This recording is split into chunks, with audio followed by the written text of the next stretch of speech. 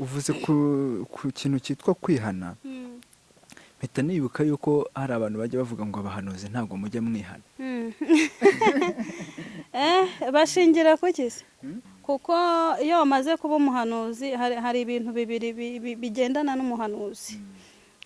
Ibintu bibiri nabanye bigendana n'umuhanuzi. Iyo uyoborwa n'umubiri wawe iteka ryose wumva nta cyaha ugira, uba waguye.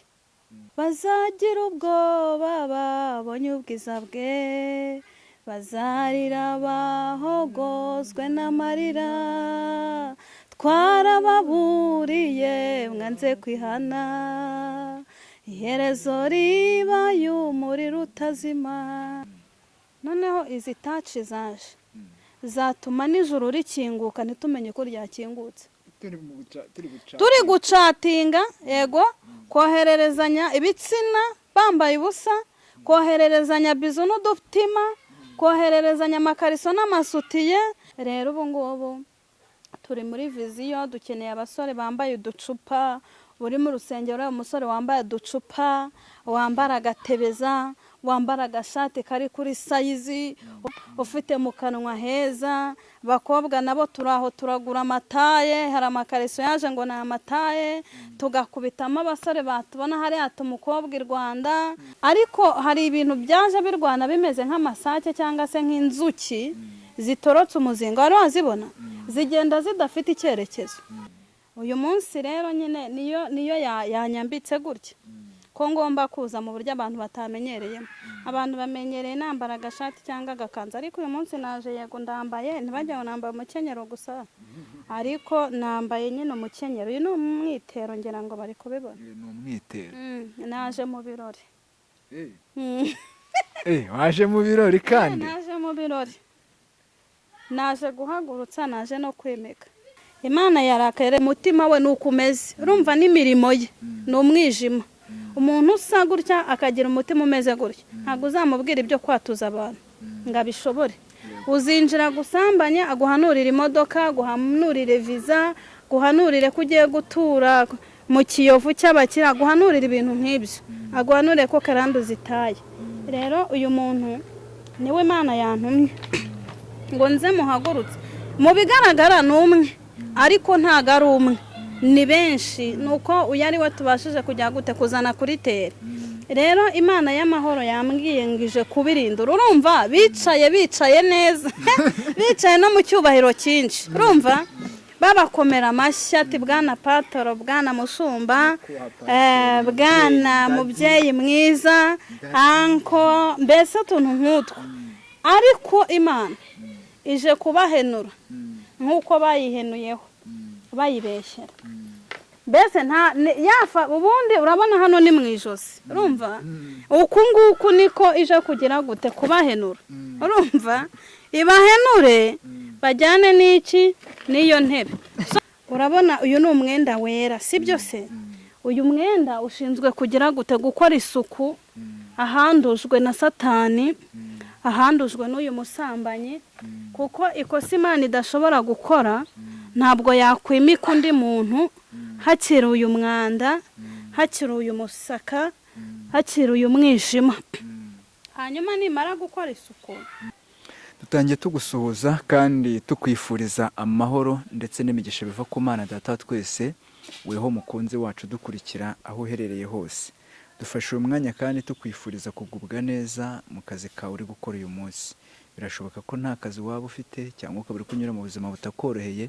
Dufashe umwanya tukwifuriza guhura n'ukuboko kwiza kw'Imana kugira ngo iguhindure amateka, ubuzima bwawe burushe kugenda bumererwa neza cyane.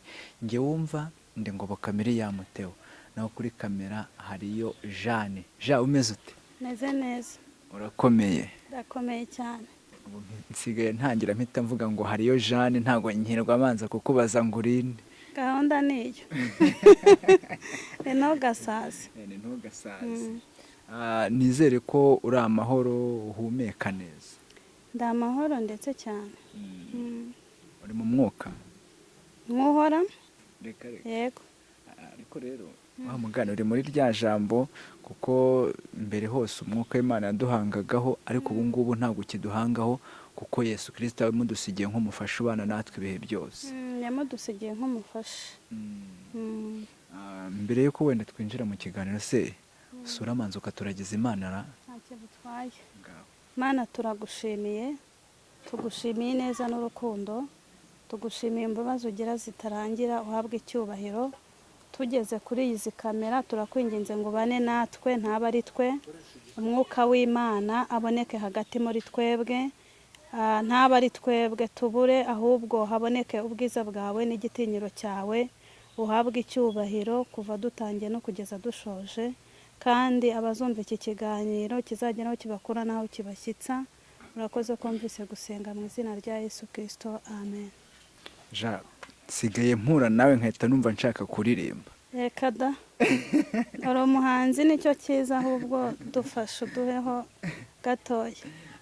Ubu noneho ndi kumva nshaka kuririmba indirimbo ivuga ngo kuva ubu sintinyi bizabejo, ibyago cyangwa amahirwe, nzi byose ko Imana ibitegeka, kwiganyira n'ukubusa, mbeshwaho no kwizera Yesu, niringiye imbabazi ze, amumbatiwe n'umukiza unkunda, nizeye Yesu ntabwo bamfite. Numva amatsiko mu mutima wanjye yo gucya ku munsi mwiza, Yesu bwazagaruka kunjyana mu rugo rwe rwo mu ijuru, mbeshwaho no kwizera Yesu, niringiye imbabazi ze, mbumbatiwe n'umukiza unkunda, nizeye Yesu ntabwo bamfite. Uri kumva utaranyanduje kuririmba? Ni ishyaka ryiza n'ubwandu bwiza, ukomereza aho ngaho. Mbese nagendanye n'umuhanzi, none nanjye nsigaye ndi umuririmbyi. Ngo wigisha intore guhamiriza ikakurusha, kandi nanone sinzagera aho nkurusha. ndumva byaje. Oya, ntabwo biragera aho nkurusha, bizaza gahoro gahoro. Abantu bamaze iminsi bavuga ati Jane wa muhanuzi w'Imana, menya uri mu mwuka wera w'Imana, ubwo abantu bavuga ati ibi bintu ni sawa.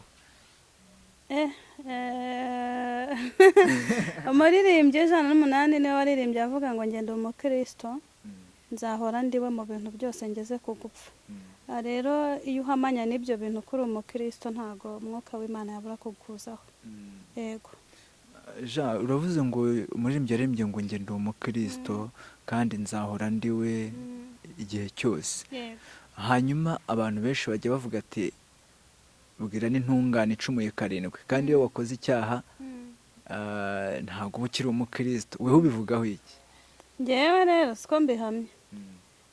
Urumva iyo wamaze kumenya ko intungane bwira icumuye karindwi egare gukora ibyaha, njye niko mbyumva. Rero nibaza ko kwirinda biruta kwivuza.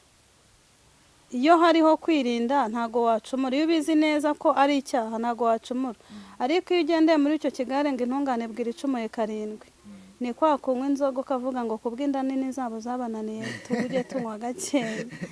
Rero nibaza ko kwirinda nibyo byiza kuruta.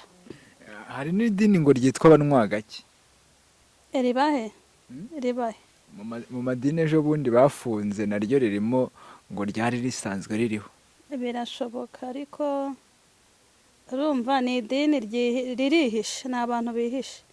Hari ugukizwa, hari no kwihisha. bihishe gute kandi wumva bariyabonesheje ko bitwa abanywa gake? Kuki bashyizeho ako gakisi? Ni inda nini zabo nyine, kubw'inda nini zatunaniye ngo tunywe gake, ariko icy'ingenzi ni ukwirinda icyaha kuruta kugisatira. Kuko ari ibyo, hari nk'ibintu tugenderamo ngo Imana yicaye ku ntebe y'imbabazi, ariko se nimba yarahicaye wenda mfite imyaka 2, ubwiwe n'iki ko ikihicaye yicara ku ntebe y'imbabazi sinahaziritse, kuki tahaguruka ngo yicare no ku ntebe yo guhana? Ni nk'ibyo rero.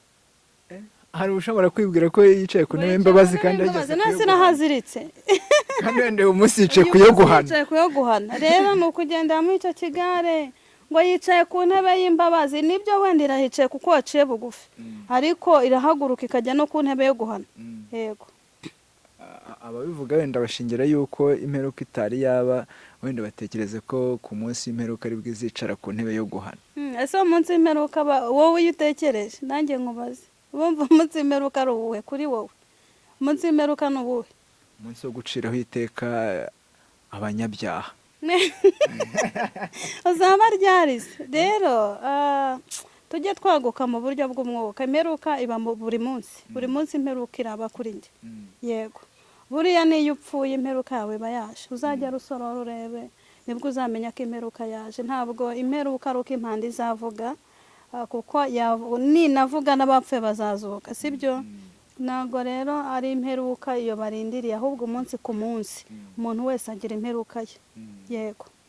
Hanyuma se kuko wenda sinzi niba warasomye Bibiliya, iriya jambo rivuga ngo n'intungane bwira 17 ribaho koko?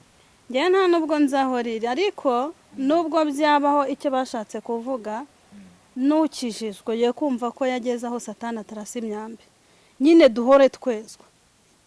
Nicyo bashatse. Ntabwo kuvuga ngo udamarare cyangwa ngo ukore ibyaha ngo intungane ngo bwira 17. Hari n'izidacumura. Ubu se nk'uruhinja ururebye si intungane, buriya se rucumura kangahe ku munsi? Ni ukuvuga ngo bashatse kuvuga ngo twe kwirara, twumve ko kuba dukijijwe ibintu byamaze kwemera, ahubwo umunsi ku munsi tujye duhora twikubita imbere y'Imana tuyibwira ngo tubabarire, kuko turi abanyabyaha. Nanjye ntekereza yuko niba bavuga ngo n'intungane bwira 17, ntekereza yuko yacumuye yaba itakiri intungane. Yacumuye ntabwo aba ikiri intungane, ahubwo impamvu Bibiliya yavuze gutyo ni ukugira ngo wowe ukijijwe cyangwa se ufite uwo wamenye ukagwa muri icyo cyaha, wowe kukigumamo ngo ugishayemo, kuko bivuze ngo nuca bugufi imbabazi z'Imana zirahari kuri wowe. Ariko urumva ni wirara ugahara wumva ngo ndi umuririmbyi, ndi umuhanuzi, ndi umuvugabutumwa, ngo wumve ko wageze aho ujya. Oya, ahubwo uko bwije nuko bukiye umuntu arasana n'ibyaha. Ari nako umuririmbyi yaririmbye abo mu ntambara ndasana n'ibyaha. Rero ni ukuvuga ngo tujye duhora twezwa, cyangwa se ku giti cyanjye njye mpora nezwa, ne kumva ngo kuba nicaye hano kuri kamera ngo ibintu byaremeye. Ntago ndageraho Satani atarasa imyambi. Kandi baciye umugani baravuga ngo uwambaye umwambaro w'urugamba ye kwirata nk'uwiyambuye atabarutse. Buriya umusirikare uri ku rugamba n'umudemobe baratandukanye, kuko nta mahirwe menshi uba ufite ko urwo rugamba uzaruvaho amahoro udacitse akaguru cyangwa udapfuye. Ku rugamba habamo ibintu bibiri, habamo kumugara, habamo no gupfa ugahasiga ubuzima ukamena amaraso. Ni ibintu bibiri biba ku rugamba. Ariko uwiyambuye abavuga ngo uko byasa kose nda amahoro.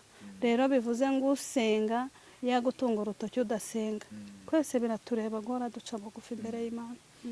Uvuze ku kintu cyitwa kwihana, mpita nibuka yuko hari abantu bajya bavuga ngo abahanuzi ntabwo mujya mwihana. Bashingira ku kisi. Ariko icyo mpamya cyo bamwe na bamwe turahamanya, kuko iyo wamaze kuba umuhanuzi hari ibintu bibiri bigendana n'umuhanuzi. Ibintu bibiri nabanye bigendana n'umuhanuzi ni ukwishyira hejuru. Icyo ni kimwe. Icya kabiri ni ukwibona. Iyo wamaze kwishyira hejuru ukanibona, uhora wumva abantu bari hasi yawe badafite izo mpano ari bo banyabyaha. Hamwe bitavuze ko ushobora no kuba uri umuhanuzi ugasambana kandi ukaza ugahanura. Rero ugasanga bahereye mu gitondo bihanisha umusambanyi, abantu bakihana bukarinda bwira bihanisha umusambanyi, kandi ubikwihanisha niwe musambanyi. Rero kenshi na kenshi bibaho, ahubwo tujye twumva ko natwe bigera ku bandi buriya mbere yuko wihanisha. Ariko uwo ni umuhanuzi watakaje ubwiza bw'Imana. Ufite ubwiza bw'Imana buriya mbere yuko uva mu rugo urabanza ugakaraba ukihana. Uko tujya muri dushe ni ukubanza ukihana, hanyuma ukabona kujya kwihanisha abandi, nawe ubwawe wakiranutse n'Imana. Ariko benshi kwihana ntago bitureba, tuba twumva nyine twarageze iyo tujya. Yego. Ariko uragira uti abenshi ntabwo bitureba, tuba twumva twarageze iyo tujya, kandi koko mbibona mu bahanuzi benshi, nubwo wenda numvishe babivuga ariko nanjye hari ibyo mbona, kuko hari ukuntu ugendana n'umuhanuzi 1, 2, 3, 4 ambo y'ubugoryi, ariko mwajya no kwihana ukumva we ntayatuye, ahubwo ukumva agiye kuyihanisha abandi. Uriya mwuka wo kwihanisha abandi kandi utihanye, uriya aba ari umwuka uvuye ku Mana.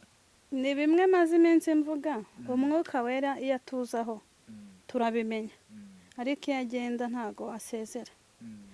Uyu mwuka wera yivumbura atavuze, akagenda ukagira ngo aracyahari ariko adahari. Rero buriya mbere yuko winjira hera h'Imana, banza uhinde umushyitsi wowe urinde, wowe ugiye gusengera abantu urinde. Kuko kenshi nk'ukuntu ujya gusengera umuntu, umudayimoni ntagende kandi ubundi warabasengeraga bakagenda, ni uko hari imbaraga y'Imana yatandukanye nawe. Wowe ugasenga umunsi ukira. Nk'ubu ngiye hari umwana nigeze nsengera w'imyaka 5, barambwira ngo umudayimoni umubamo ntajya avuga. Urumva? Ndababaza gute umudayimoni atavuga mwabimenye ko ahari? Rero barambwira ati umuntu wese umusengeye ntajya avuga. Uwo munsi naramusengeye umwana dayimoni ziravuga. Nahamagara ngo satani akitaba ngo karame. Rero bishatse kuvuga iki? Hari ukuntu ushaka gusenga ukagira ngo nuko dayimoni zitavuga, ahubwo nuko zagusuzuguye, nta mbaraga y'Imana ikuriho. Rero bisaba ngo wongere wigenzure urebe ngo nimba Imana yaragendanaga nanjye, nkahanura bigakunda, nkasengera abadayimoni bakagenda. Ni gute? Niyo mpamvu rero n'ubundi uwo mwuka ntago aba avuye ku Mana, ntago aba agihari, ariko nyirawo aba abizi ko umwuka agihari, ariko adahari kubera ko agenda adasezeye, ariko aba yaragiye umwuka w'Imana ntaba agihari. Uragira uti ntago umwuka aba agihari, aba yaragiye, kuko yagiye kugenda nta guteguza. Aguteguza asa gushaka iki? Reka nabundi nta gihe Imana ifite cyo gukina n'abantu, no muririmbyi yarabivuze. Ariko ikintu mpamya, umuntu buriya ufite umwuka w'Imana, uzabireba urugero nkawe uri kugenda mu nzira, ushobora kugenda wasuza umuntu gutya ukamenya ko afite uburozi akenyereye ku bintu. Rero ni uko umwuka w'Imana ari kuri wowe.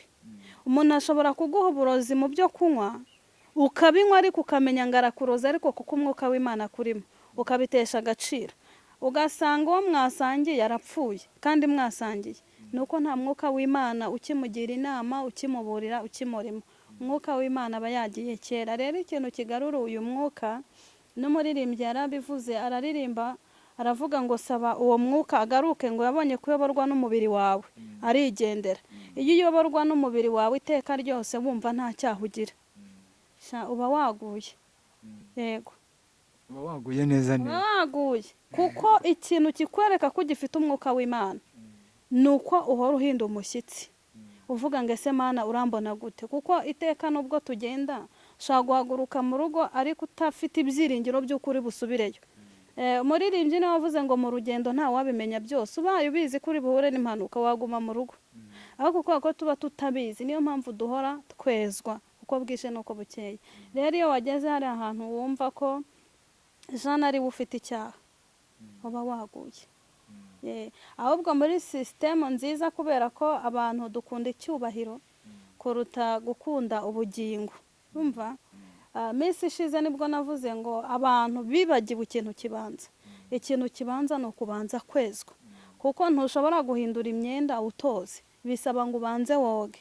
Nk'ubu mvuye hano ntago nagera mu rugo ngo nambare indi myenda ntoze, ni ukugenda nkabanza nkoga nkahindura indi, kubera iyo myenda irameshe, iyo myenda iteye ipasi, bisaba ngo nanjye uyambara mbe nsa neza. Rero iyo wibagiwe ukibagirwa ikibanza uba waguye. uragira uti iyo wibagiye ikibanza uba waguye, kandi ni nako kuri. ntabwo ubeshye niko kuri nyine. abantu byumva abantu bake nibo babyumva, nubwo yaba ari umwe akabyumva ntacyo biba bitwaye. ariko ikintu kizakubwira ko uri umuhanuzi w'Imana w'ukuri, mbere y'uko urondora abandi banza wirondore. mbere y'uko witereye ibicu ngo uhanure, banza wihanurire, urebe ngo ese umwuka w'Imana uko yatangiranye nanjye niko tukigendana. ariko kubera ko tuvuga indimi bigakunda, ugira ngo umwuka aracyahari, usigara uvuga indimi umeze nk'umuntu uvuga igiswahili abandi bavuga igifaransa. rero umwuka w'Imana aba yagiye, nawe uba waguye. hari ukuntu abantu ujya usanga bavuga ngo dukeneye cyangwa se dukumbuye ibihe byacu bya mbere, agakiza kacu ka mbere. ubwo baba batekereje ukuntu bakijijwe, ububyutse bwari buhari, imbaraga zari zihari, umwuka wera ukuntu yabagenzaga.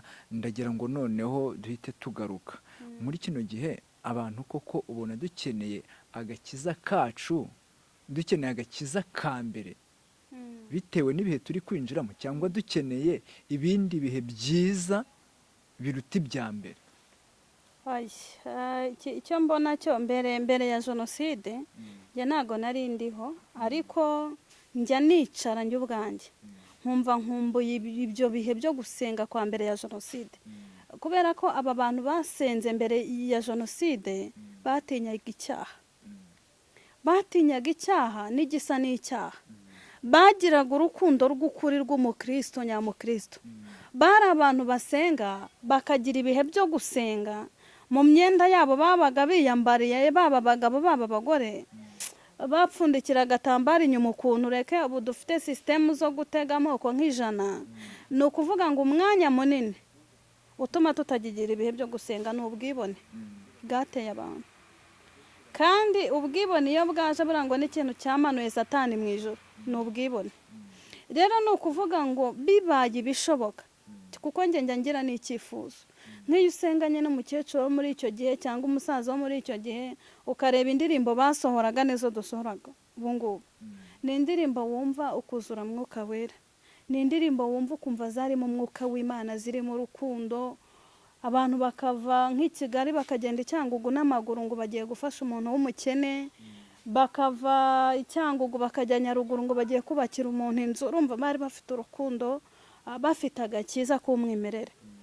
bibaye ibishoboka ahubwo abantu bazamfashe dusenge, byibura Imana igarure uriya mwuka wa kiriya gihe, cyangwa se kari agakiza ka kiriya gihe karakenewe. ubu ngo hari amakorasi atagiterwa, ngo hari indirimbo zitagiterwa bitewe n'uko izo ndirimbo zo muri icyo gihe zabaga zikumbuza abantu ijuru.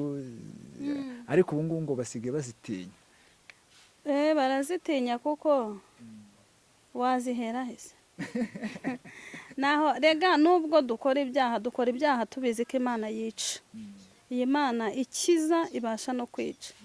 kandi Mana we, sinzi umuririmbyi wigeze kuririmba agakorasi aravuga ngo bazagira ubwoba babonye ubwiza bwe, bazarira bahogozwe n'amarira, twarababuriye mwanze kwihana, iherezo riba y'umuriro utazima. rero urumva nk'umuntu uvuye gusambana cyangwa ukuyemo inda 5 cyangwa 10, uvuye kunywa inzoga, uvuye kunywa urumogi, wicaranye Prudence mu rusengero, ntago waririmba iyo korasi ngo bikunde. nk'umukobwa uri kuririmba muri korari aririmba ngo ningera mu ijuru zaririmbira Imana nk'uko Miriyamu yaririmbye amaze kwambuka. kandi nubwo ayiririmba afite randevu y'ahantu agiye gusambana, amatangazo yagize gute yatinze, ntabwo wamuririmbira iyi ndirimbo ngo azayumve cyangwa se azagaruke. ariko bari abantu ba kera, Mana we, Imana idushoboze idushoboze. reka nkubwire, hari igihe wicara mu rusengero gutya nk'Imana igukoze ku maso, noneho izi taci zaje zatuma n'ijuru rikinguka ntitumenye ko ryakingutse. turi gucatinga yego, kohererezanya ibitsina bambaye ubusa, kohererezanya bizu n'udutima, kohererezanya amakariso n'amasutiye, koherereza cya gihe aho basohokeye uko byagenze, ibintu nk'ibyo. Ugasanga ijambo ry'Imana ririnze rirangira umuntu utamubaza ngo basomye ari kuri WhatsApp ari muri ibyo. Uwo muntu rero ntago baririmba ziriya korasi za kiriya gihe ngo azumve, kuko bungiye hari nk'indirimbo njya numva kenshi nk'aba bantu baririmbye ngo bakundwa turabana b'Imana ariko uko tuzasa ni kurerekanwa bene data, icyo kora kuri hafi mwibuke ibyabaye kuba kera natwe bitugezeho, nukuri yatangije umurimo ni nayiza usohoza. Rero ni ukuvuga ngo urumva bararirimbaga iyi ndirimbo, ushobora kuyiririmba njye niyo mbumvise baririmba nkumva ijuru rikingutse nagenda. Rero ubu ngubu turi muri viziyo, dukeneye abasore bambaye uducupa, uri mu rusengero umusore wambaye uducupa, wambara agatebeza, wambara agashati kari kuri sayizi, ufite akazuru keza, ufite mu kanwa heza. Bakobwa nabo turaho turagura amataye, hari amakariso yaje ngo ni amataye, tugakubitamo abasore batubona hariya umukobwa i Rwanda ntamenye ko umeze nka sita, atari ibintu wasitatinze aho ngaho biri burangire ati nguye ku mukobwa, ejo ugasanga ingo zirasenyutse. Kubera iki? Uko yakubonye kuri statistika kubonye mu rugo. Hanyuma abandi twaseka babona bafite mu kanwa nk'aha hanjye ati nacitswe, hari ahantu batera ishinya nziza akaba arirutse, inzara nk'iz'agaca gakubitaho, umwahura reka dati intoki ziririya. Uyu muntu nta kindi cyamuhembura uretse ibyirari by'isi, nibyo bimurimo, nibyo afiringa kumva biraza. Uyu muntu ntuzamubwira kwihana ngo bikunde. Barirwa muri saro bamanitse ibirenge babikuba ngo ikirenge kibe neza, inzara batonora wagira ngo baratonora igihembe cy'ibishyimbo. Uyu muntu nta kindi kintu cyamufasha uretse kumubwira ati Kadirake yimukiye Gisenyi, tujye Rubavu, tujye n'ahandi ku mazi ahantu nk'aho. Rero biragoye ko byagaruka ibi bihe. Imisatsi noneho naratangaye, ishusho y'umuntu w'Imana ukareba ikintu uzamusoromamo ukakibura, ukibaza ngo nka buriya gato bihirimye byagenda gute. Nibyo bidutindije kwihana, ntitubishaka. Utwenda tugezweho, imyenda igezweho ku mwana w'umukobwa w'umurokore ni imyenda igera mu ntege, babone intege nziza, babone amaribori. Bese abantu bibagiwe ibibanza nabewe byari byo, biriya bihe byo kugaruka ntago byagaruka keretse ari umwuka w'Imana ubyikoreye ubwayo. Ariko nubwo twasenga yo gukesha ntago byagaruka biriya bihe. Kucyumva ko bitagaruka ja. Ariko se wowe nanjye nidushyira hamwe ibyo bihe tuzabigarura muri Masaka, si byo se? Ariko asuri Cyangugu uzamuterekamo umutima ufite. Uko dushyizemo imbaraga dusenga niko Satani ashyizemo imbaraga arimbura abantu, kandi uku kubarimbura yabahumye amaso. Gakondo barimo mu isi bumva ko ariyo gakondo bazabamo ibihe byose. Nkumbuye noneho uzumva baririmba ngo tuzajya mu ijoro kureba bariyo. Yego, ni ukureba bariyo nyine. Ni kimwe nk'uko Imana yakubwira ngo ngikiri igihugu gitemba amata n'ubuki uzapfa utakigezeyo. Uzi kujya mu ijoro ukareba bariyo barangiza bakakujugunya hariya. Aba bantu bafite ubuhanuzi bukomeye nabo barabizi, ntibashobora kwinjira mu ijoro ngo bicare iburyo bw'Imana. Ni ukureba bariyo ubundi bakajugunywa hasi bakababazwa by'iteka. Babikora babizi. Areba Lazaro ngaramwitegereza aramubwira ati Lazaro wambabariye bwa rimwe, ngo ugafata agatonyanga ngo ugatonyangiriza ku isonga y'ururimi. Ikintu cyiza gihari, aba bantu tuzabakina ku mubyimbo. Uyu muntu yiri gusenga ukamuhugura akubwira ko wasaze, akubwira ko wayobye, akubwira ko utazi viziyo. Ariko viziyo ni ikofi. Ntabwo viziyo ari ukwambara ubusa no gusambana no kwiteza inshinge ngo udasama ariko mana tugaruke kwa Lazaro. Hanyuma ngo Nyamutunzi ngo yari ari kubabazwa cyane, mfite n'indirimbo ivuga gutyo. Arangije abwira Lazaro ati mbabarira bwa rimwe. Ndabwira ba Lazaro bari hariya hanze n'abari kunyumva n'abandi. Ba Lazaro ni benshi muri iyi minsi. Ba Nyamutunzi. Ba Lazaro barahari na ba Nyamutunzi barahari. Ariko ba Nyamutunzi nibo benshi kuruta ba Lazaro. Ngaramubwira ati wambabare bwa rimwe ugatonyangiriza agatonyanga k'amazi ku isonga y'ururimi. Nyamutunzi aramubwira ati ni ukuri urukundo n'imbabazi ndabihorana.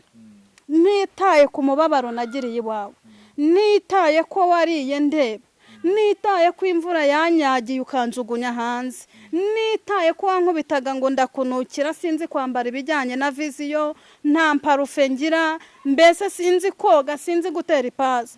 Lazaro aramubwira ati ni ukuri pe ku bwanjye n'umutima w'urukundo ngira mba mbikoze, ariko aho uri nahonde harimo umworera munini cyane sinakugeraho. Aba bantu barabizi neza ko hari igihe tuzaba bo kwifuzwa, ariko ikibabaje bazabyifuza tutagishoboye kwicara, bazabyifuza biruka nk'ikisi, nk'inyana zivuye mu ruhongore batazi niyo bajya, bazabyifuza biruka batakireba, bakeneye uwabafata akaboko akabarandata bitagikunze, batagiguhamagaye ngo watubwire wa muhanuzi. Ntabwo tuzahora muri ibi.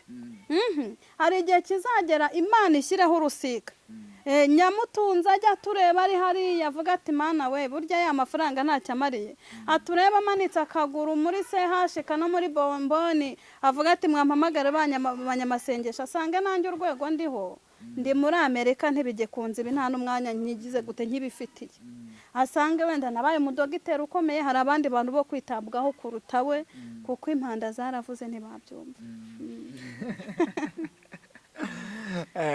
Rero ibi bintu ngewe iyo mbigezemo bijya bintera ubwoba, ariko kandi nanone ubwoba ngira ntekereza ko ari bwo bumpuza na Yesu.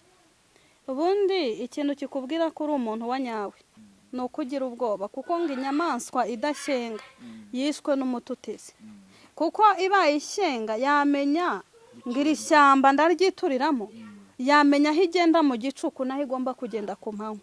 Yishwe n'umututizi pe. Uragira uti yishwe n'umututizi. Uyu munsi rero waje wambaye bitandukanye nuko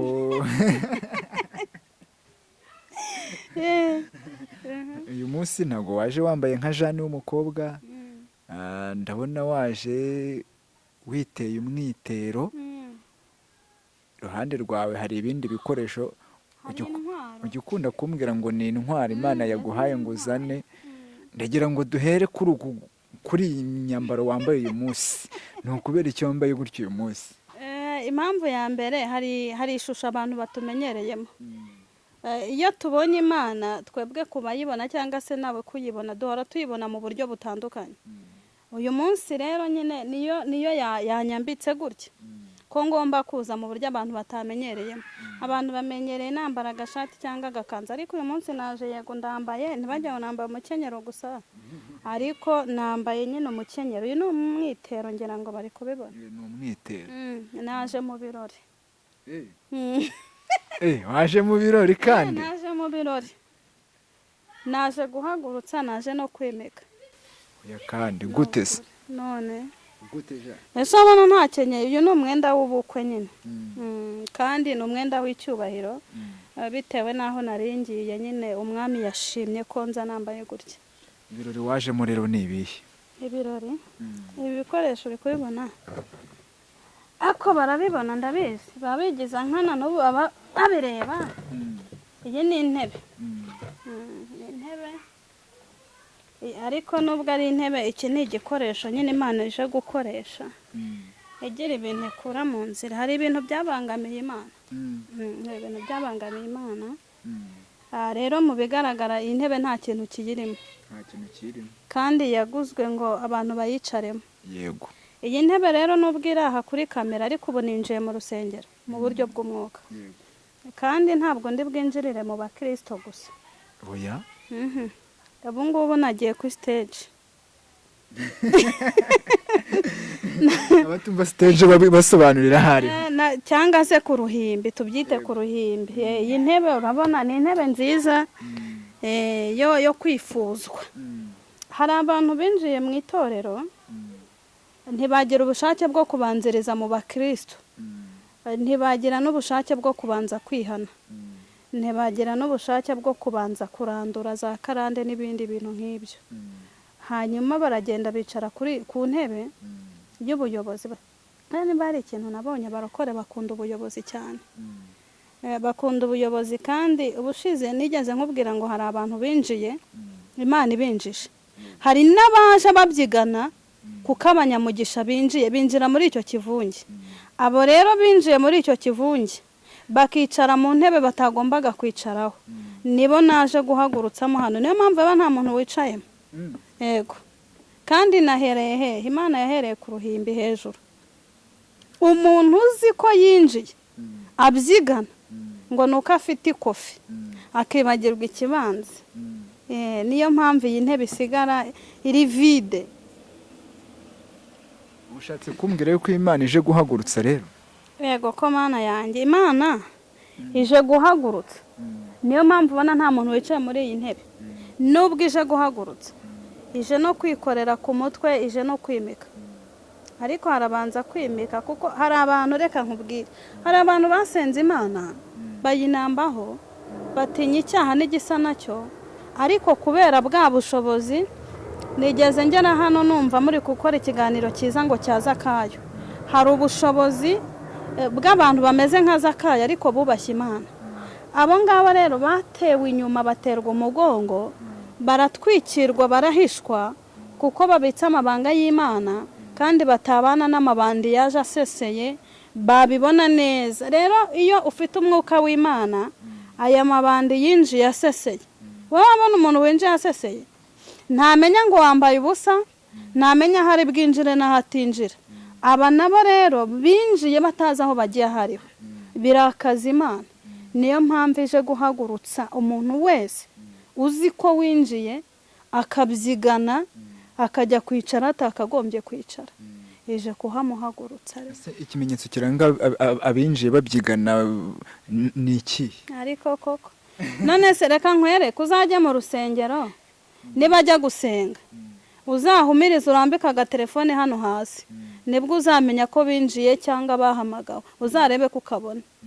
Kenshi niyo bari gusenga baravuga ngo muterura iki amasakoshi yanyu. Kubera iki? Harimo amabandi, harimo amabandi, harimo abajura, harimo abantu bameze akaboko kageretse hejuru y'akandi, harimo abantu baguye inda zo kurya amaturo y'imfubyi n'abapfakazi.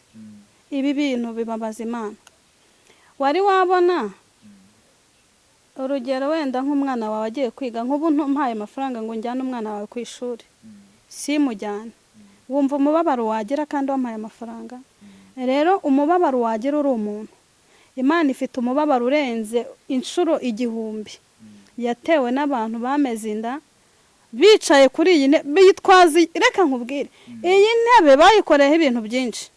Iyi ntebe bayisambaniyeho bari mu ruhimbi rw'Imana, bari mu nzu y'Imana. Mbese ngo ni biro, yabaye biro, icyari biro y'Imana, icyari biro yo kugira abantu inama, yabaye biro yo gusambaniramo, gusomana kuko babonye ufite iminwa myiza, na za pochette ngo ni amabuno, yakureba akagira ngo ni amabuno mazima kandi ari pochette nk'izi bashyira kuri telefone. Rero iyi ntebe bayikoreye ibintu byinshi. Imana itanga amatangazo, abantu banga kwihana kuko iyi ntebe iraryoshye. Ntebe y'ubuyobozi, intebe winjira bakaza kugutwaza Bibiliya n'igitabo cy'indirimbo na marete, byanarimba bakagutwaza na telefone. Iyi ntebe iraryoshye, kwihagurukaho ntibyoroshye.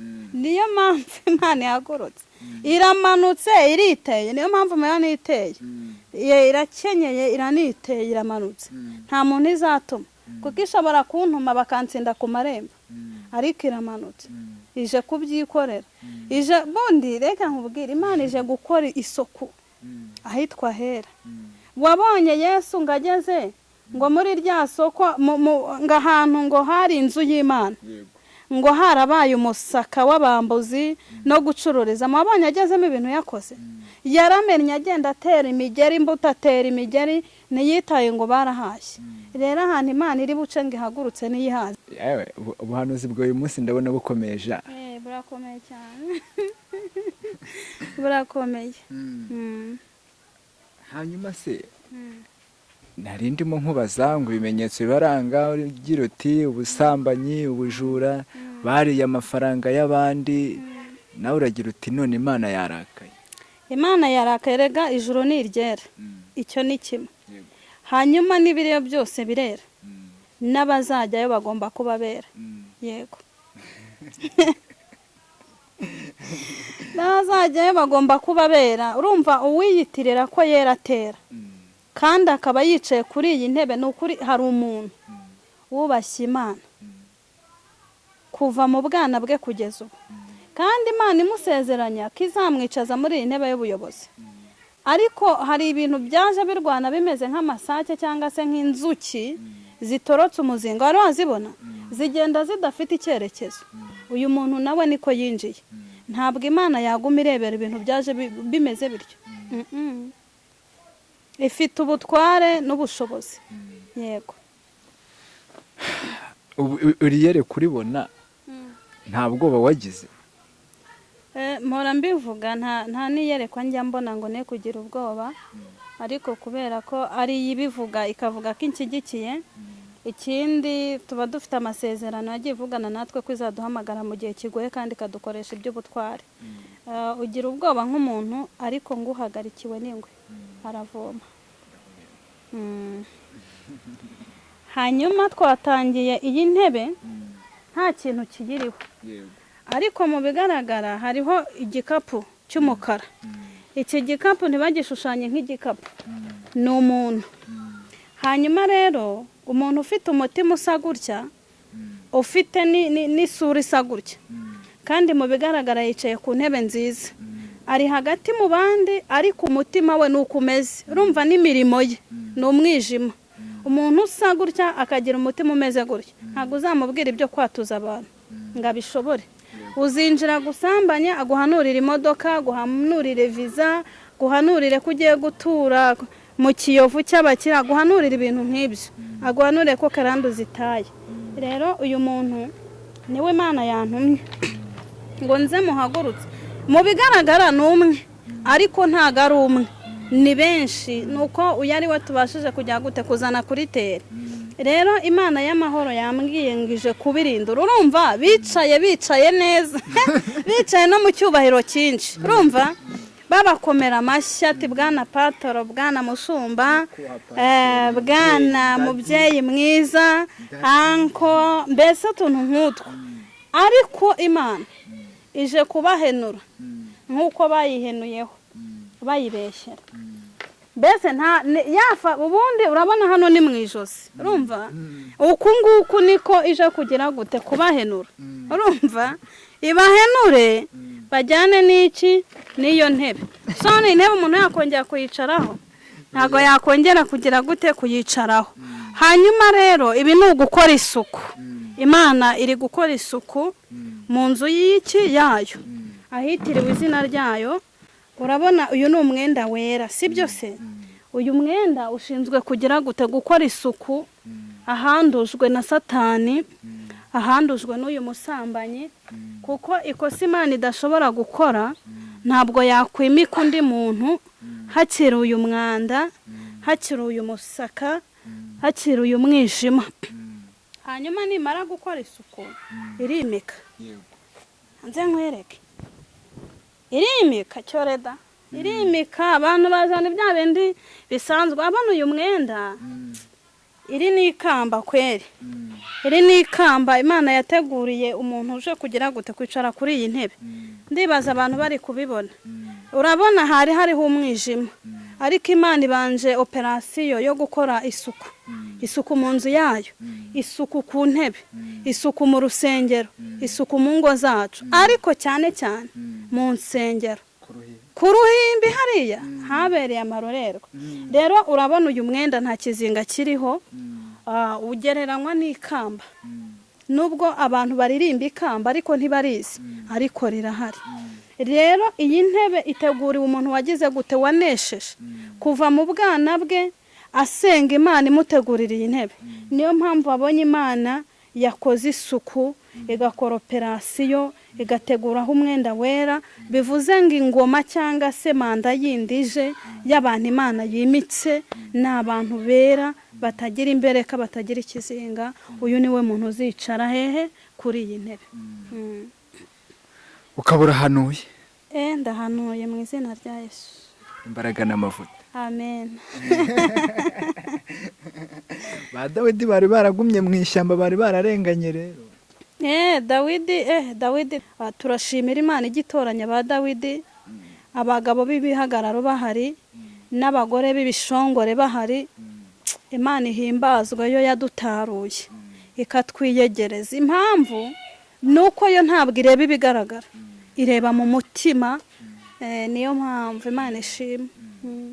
Turagushimiye ku butumwa bwiza ugeneye ba nyirabwo. Reka tuvuge ngo imbaraga n'amavuta kandi Imana iguhe umugisha. Amen. Namwe baho umugisha. Namwe abari badukurikiye, habwirwa benshi hakumva beneyo. Jeanne niweho yabwiraga, ahasigaye nuhindukira ukumvira Imana, Imana izakugirira neza. Rero mwebwe mwe mudukurikiye, reka tuvuge ngo ibiganiro byacu byo nakagaruka. Amahoro y'Imana akomeze kubana namwe. Shalom shalom.